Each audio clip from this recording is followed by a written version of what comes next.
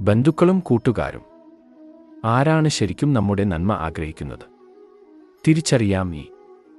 നമ്മുടെ ജീവിതത്തിൽ ഒരുപാട് ആളുകൾ ഉണ്ടാകും. ബന്ധുക്കൾ, സുഹൃത്തുക്കൾ, പരിചയക്കാർ.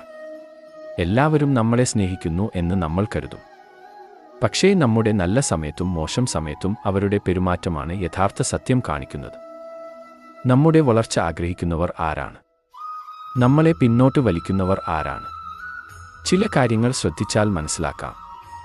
ഒന്നാമതായി, നിങ്ങൾ ഒരു നല്ല കാര്യം ചെയ്യാൻ ശ്രമിക്കുമ്പോൾ നിങ്ങളെ പ്രോത്സാഹിപ്പിക്കുന്നവരാണ് നിങ്ങളുടെ നന്മ ആഗ്രഹിക്കുന്നവർ. നിങ്ങൾ പുതിയൊരു ജോലി തുടങ്ങാനോ ഒരു സ്വപ്നം പിന്തുടരാനോ പറയുമ്പോൾ നിനക്ക് കഴിയും, ശ്രമിച്ചു നോക്ക് എന്ന് പറയുന്നവർ നിങ്ങളെ ഉയർത്താൻ ആഗ്രഹിക്കുന്നവരാണ്. പക്ഷേ ഇതൊക്കെ നിനക്ക് പറ്റുമോ? ഇത് ചെയ്തിട്ട് എന്ത് കാര്യം എന്ന് എപ്പോഴും നിങ്ങളുടെ ആത്മവിശ്വാസം കുറയ്ക്കുന്നവർ നിങ്ങളുടെ വളർച്ചയെ തടയുന്നവരാകാം.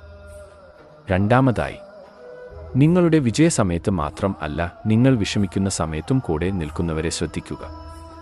നിങ്ങൾ ജയിക്കുമ്പോൾ കൈയടിക്കുന്നവരെക്കാൾ നിങ്ങൾ തോൽക്കുമ്പോൾ കൈപിടിക്കുന്നവരാണ് വിലപ്പെട്ടവർ. മൂന്നാമതായി, നിങ്ങളുടെ തെറ്റ് സ്നേഹത്തോടെ പറയുന്നവരെ വിലമതിക്കുക.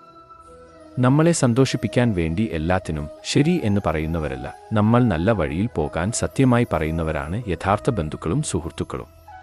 അവസാനം ഒരു കാര്യം ഓർക്കുക. നമ്മുടെ ജീവിതത്തിൽ ആളുകളുടെ എണ്ണം അല്ല പ്രധാനപ്പെട്ടത്. നമ്മളുടെ വളർച്ചയും സന്തോഷവും ആഗ്രഹിക്കുന്ന ആളുകളാണ് ഏറ്റവും വലിയ സമ്പത്ത്.